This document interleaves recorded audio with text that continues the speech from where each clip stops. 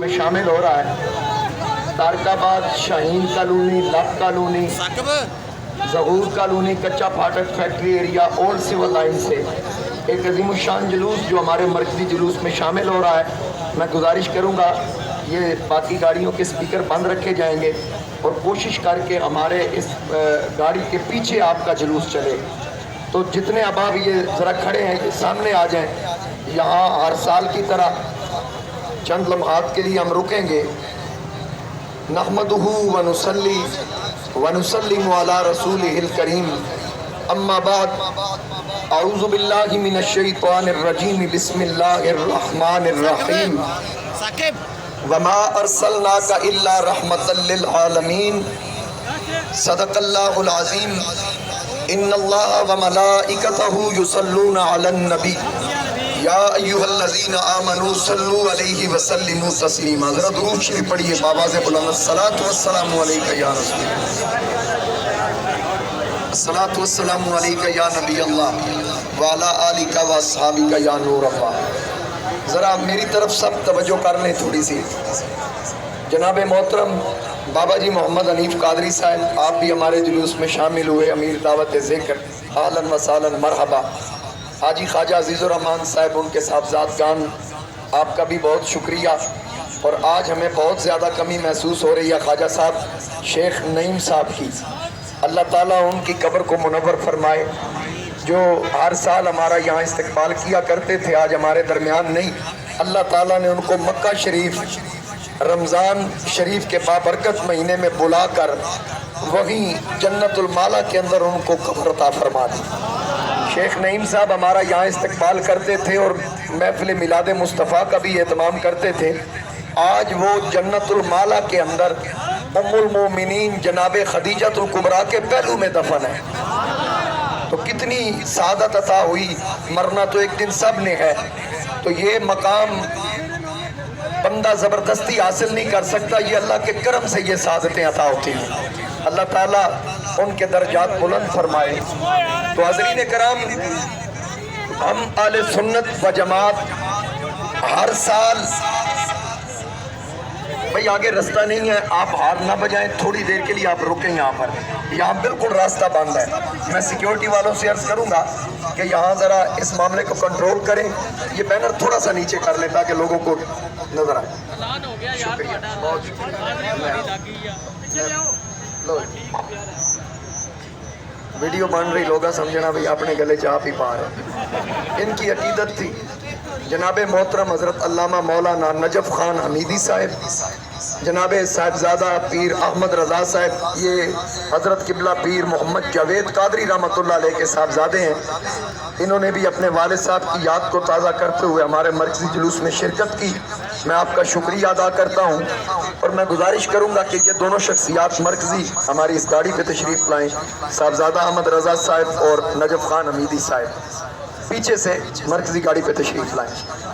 حاضرین کرام، ہم اہل سنت و جماعت ہر سال بڑے اہتمام کے ساتھ 12 ربیع الاول والے دن، جس پہ جمہور کا یہ قول بھی ہے اور اتفاق بھی ہے کہ 12 ربیع الاول میرے اور آپ کے آقا امام الانبیاء صلی اللہ علیہ وآلہ وسلم دنیا میں تشریف لائے۔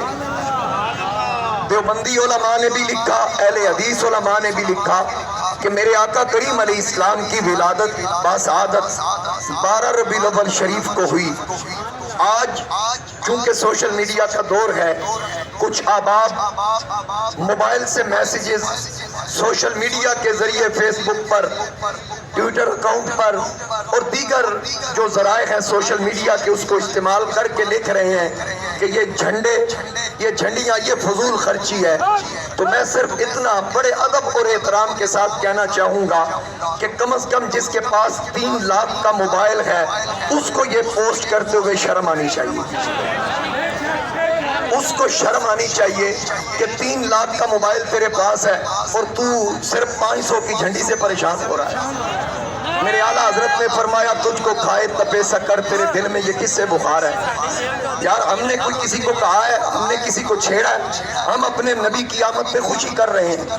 کوئی یہ پوچھتا ہے کہ کیا یہ صحابہ نے کیا، کیا تابعین نے کیا، تبع تابعین نے کیا؟ بھائی اس وقت جو انداز تھا، جو طریقہ کار تھے، جو سہولتیں تھیں، اس کے مطابق انہوں نے منایا۔ ہم سال بعد 12 ربیع الاول کے دن خصوصی طور پر یہ اہتمام کرتے ہیں کہ اس دن ہمیں وہ ہستی ملی کہ جس کے دم سے ہمیں اللہ نے جہنم سے چھٹکارا عطا کیا۔ اللہ تعالیٰ نے ہمیں رحمت کائنات، رحمت کل کائنات محبوب عطا کیا، جو کل جانوں کے لیے رحمت بن کے آئے۔ ان کا ہم پہ احسان ہے، وہ تو کل عالم کی رحمت تھے، کسی عالم میں رہ جاتے۔ یہ ان کی مہربانی ہے کہ یہ عالم پسند آیا۔ اللہ تعالیٰ نے ہمیں وہ محبوب عطا فرمایا۔ ہم اظہار تشکر کے طور پر اللہ کی بارگاہ میں شکر ادا کرنے کے لیے، مجھے بتائیں مرکز سے جلوس کا آغاز ہوا یہاں تک، یہاں سے اپنے روایتی راستوں کی طرف یہ جلوس جائے گا، مجھے بتائیں کون سی غیر شرعی حرکت آپ کو نظر آئی؟ آخر تک کون سا ایسا غیر شرعی فعل ہے جو ہم کرتے ہیں؟ فرق یہ ہے کہ تمہارا ٹائٹل سیرت النبی، ہمارا ٹائٹل میلاد النبی، کرتے ہم بھی حضور کی تعریف ہے۔ میں اچھا گمان رکھ کے عرض کرتا ہوں آپ بھی حضور کی تعریف کرتے ہوں گے، فرق صرف ٹائٹل کا ہے۔ ہم ہر اس محفل کو محفل میلاد عرف میں کہتے ہیں جس محفل میں حضور کے کمالات کا ذکر ہوتا ہے۔ حضرت عبداللہ بن عباس پہلا قرآن کا مفسر، قرآن کا پہلا مفسر میرے نبی کے چچا کا بیٹا جناب حضرت عبداللہ بن عباس رضی اللہ تعالی عنہما اپنے گھر میں موجود ہیں، گھر والوں کو بٹھا کر گفتگو کر رہے تھے۔ میرے اور آپ کے آقا امام الانبیاء صلی اللہ علیہ وآلہ وسلم اپنے چچا کے بیٹے کے گھر میں آئے تو آگے سے دیکھا جناب عبداللہ بن عباس اپنے گھر والوں کو بٹھا کے گفتگو فرما رہے تھے۔ آقا کریم علیہ السلام نے پوچھا عبداللہ کیا کر رہے ہو؟ حضرت عبداللہ بن عباس نے آقا کریم علیہ السلام کی طرف دیکھ کے عرض کی یا رسول اللہ، میں اپنے گھر والوں کو بٹھا کر جو واقعات، جو عجائبات آپ کی ولادت کے وقت رونما ہوئے تھے، میں وہ واقعات اپنے گھر والوں کو سنا رہا ہوں۔ میرے آقا نے فرمایا عبداللہ اگر یہی بات ہے تو پھر سن لو، جس نے میرا میلاد بیان کیا اور جس نے میرا میلاد سنا، ان دونوں پر مجھ محمد کی شفاعت واجب ہو چکی ہے۔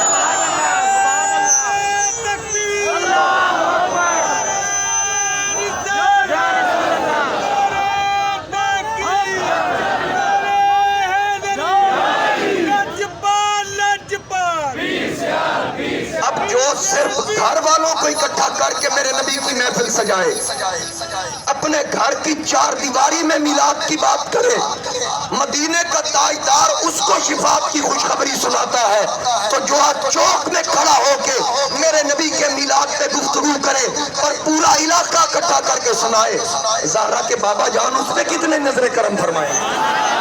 آپ نے حدیث سن رکھی ہوگی، بڑی مشہور حدیث ہے بخاری کے اندر، کہ ابو لہب میرے نبی کا بدترین دشمن تھا، جس کی مذمت میں قرآن کی پوری ایک سورہ نازل ہوئی۔ وہ ابو لہب مرنے کے بعد اپنے اہل خانہ میں سے کسی کو خواب میں ملتا ہے، اس سے پوچھا جاتا ہے سنا کیسی بیت رہی ہے؟ وہ کہتا ہے سخت عذاب میں ہوں، بڑے چھتر پیر ہیں، لیکن ایک دن آتا ہے وہ پیر کا دن، وہ پیر کے وہ لمحات جن لمحات میں میری اس انگلی کے درمیان سے ایک چشمہ جاری ہوتا ہے جس کو میں اپنے منہ میں رکھتا ہوں تو پھر میں اس سے سیراب کیا جاتا ہوں، میرے عذاب میں تخفیف رہتی ہے۔ اس کی وجہ پوچھی گئی کہ ابو لہب یہ کس وجہ سے تیرے عذاب میں تخفیف اور یہ کرم کس وجہ سے؟ تو اس نے جواب دیا جس دن محمد بن عبداللہ، کیونکہ رسول اللہ تو وہ مانتا نہیں تھا، محمد بن عبداللہ پیدا ہوئے، مجھے میری لونڈی، میری خادمہ، میری نوکرانی، میری کنیز نے، صحابہ نے آ کر بتایا کہ آج تیرے عبداللہ بھائی مرحوم کے گھر بیٹا پیدا ہوا ہے۔ میں نے بھتیجے کی ولادت کی خوشی میں اس انگلی سے اشارہ کیا، میں نے کہا جا میں تجھے آزاد کرتا ہوں۔ جس انگلی سے میں نے اشارہ کیا بھتیجے کے میلاد خوشی منائی. نعرہ تکبیر، نعرہ رسالت، نعرہ حیدری، سرکار کی آمد، سرکار کی آمد، تاجدار ختم نبوت. بھتیجا سمجھ کے نہیں، رسول سمجھ کے نہیں، بھتیجا سمجھ کے. رسول سمجھ کے خوشی نہیں منائی، بھتیجا سمجھ کے خوش ہوا. انگلی کے اشارے سے کہا صہیبہ کیا میں نے تجھے آزاد کیا. آج اسی انگلی سے سیراب کیا جاتا ہوں. یہاں اہل حدیثوں کے علماء، دیوبندیوں کے علماء نے لکھا کہ جب ایک کافر جو بھتیجا سمجھ کے حضور کی آمد کی خوشی منا رہا ہے، مرنے کے بعد اس کو اجر مل رہا ہے، تو محمد کے غلام کا مرنے کے بعد کیا مقام و مرتبہ ہوگا جو سرکار کی آمد کی خوشی مناتا ہے. تو ہم آقا کریم علیہ السلام کی آمد پہ خوش ہیں. ایک حضرت کہہ رہے تھے کہ یہ سنی بریلوی صرف ایک دن خوش ہوتے ہیں، ہم حضور کی آمد پہ پورا سال خوش ہیں. تو ادب کے ساتھ میری گزارش ہے کہ پورا سال خوشی منانے والوں آج پریشان کیوں ہو؟ یا تو کہیں نا کہ ہم آج بھی خوش ہیں. آج ہم سے دلیل مانگی جاتی ہے. اگر آپ پورا سال خوش ہیں تو اس کی دلیل کیا ہے؟ پورا سال خوشی کی اگر آپ کے پاس کوئی دلیل نہیں یا ہے، یا اس کو محبت اور عقیدت کہہ لیں. یہاں یوم صدیق اکبر بھی منایا جاتا ہے، یوم فاروق اعظم بھی منایا جاتا ہے، یوم عثمان غنی بھی منایا جاتا ہے، یوم حیدر کرار بھی منایا جاتا ہے. ہم تائید کرتے ہیں یہ مستحسن عمل ہے. اور میرے نبی نے فرمایا جس چیز کو مومن پسند کرتا ہے اللہ بھی اس کو پسند کرتا ہے. تو اب مجھے بتائیں، یوم صدیق اکبر ہمارے سر کا تاج جناب خلیفہ بلا فاصل افضل البشر بعد الانبیاء سیدنا و مولانا ابو بکر صدیق ہمارے سر کا تاج، فاروق اعظم ہمارے سر کا تاج، عثمان غنی ہمارے سر کا تاج، حیدر کرار ہمارے سر کا تاج. یار ان کے دن منانا جائز، ان کا سٹیٹس کیا، ان کا مقام و مرتبہ کیسے، کس وجہ سے؟ میرے نبی کے چہرے کی خیرات لے کر وہ صحابی بن رہے ہیں. جو خیرات لے کے صحابی بنتا ہے، اگر ان کا دن منانا جائز ہے تو خیرات بانٹنے والے محمد عربی کی آمد منانا ناجائز کیسے ہوگا؟